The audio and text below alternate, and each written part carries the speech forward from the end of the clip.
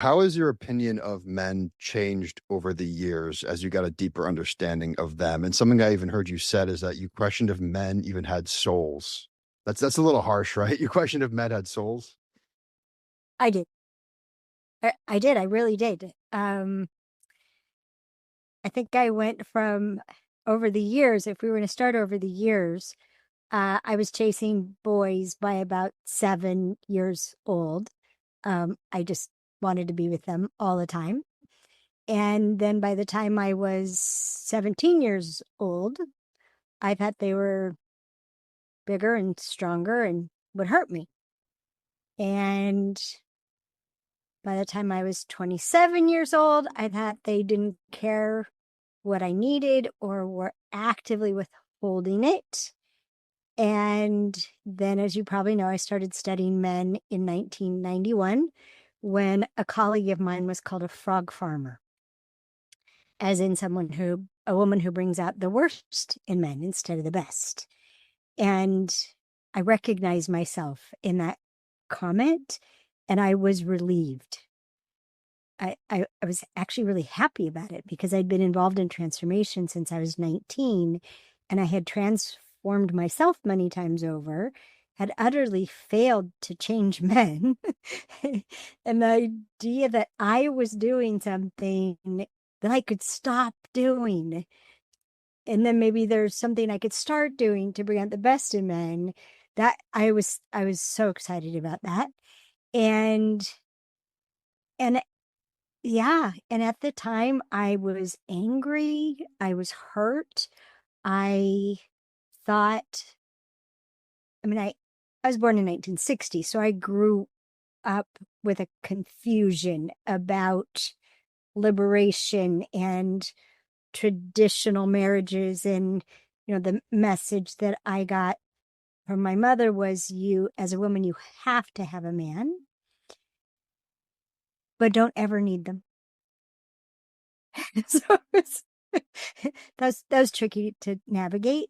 And I really did. I thought women were definitely a higher level of human being, a more evolved kind of human being.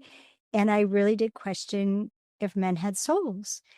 And that ended up being one of the most beautiful things because 30 years ago when we started our workshops, so that by teaching women, I could learn how to teach women so that I could write the Queen's Code, so that I could convey to them all the amazing things I learned about men in a way that they would be transformed in the process so they wouldn't use this information against men, which is normal. And it's what I did when I first started learning about men. But one of my most favorite things about our workshops was that inevitably, after we went through this whole process of illuminating men in a woman's reality, like what what women couldn't see and couldn't hear, as we altered what they could see and hear, and then we had our panel of men come in and respond to questions the women had written down, and the men got to choose what they wanted to answer and when. And inevitably, in those panels, there would be a moment where one of the men on the panel would show us his soul. And my experience was, once you see it, you just have to see the soul of one man, and then you can see the soul of all men. And it reliably brought women not just to tears, but to hope and relief and, oh my gosh, this could work. um, so yeah, I've gone from that statement, I totally thought that, and to, I think I've been described as the world's biggest fan of men. Definitely, probably the biggest. Well, I think I'm probably the biggest female advocate of men and the greatness of men and wonder of men and and worthiness of men and honor of men. I'm probably the biggest female advocate of that. Mm. I love that. And unfortunately, I mean, it goes the other way around too with men. Like how they have like a negative perception of like they say like all women are like this, all women are like that. Um, Mhm. where does that necessarily come from like past like bad experiences? Because they think that just because like the same experience happens to them over and over again, it means that all women are like that way or all men are like that. And I think a lot of people can get bitter when like the same thing, like the same like rejections are happening to them over and over again. Well,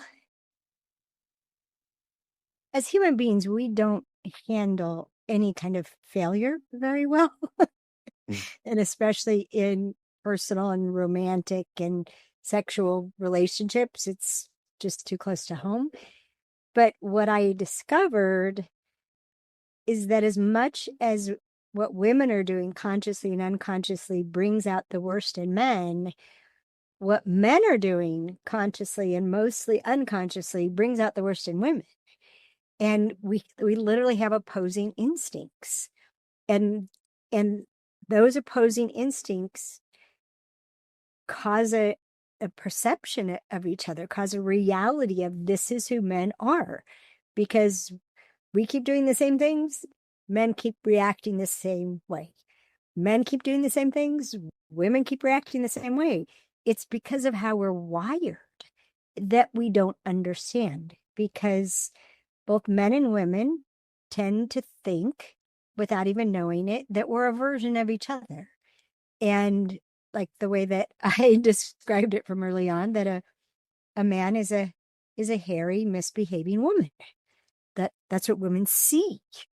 And you could add some more adjectives: hairy, misbehaving, unhygienic, uncouth, rude.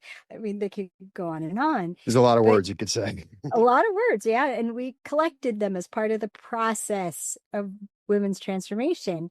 They got to finish the sentence, men are. And but on the other side, a young man put it quite succinctly when he heard about hairy misbehaving women.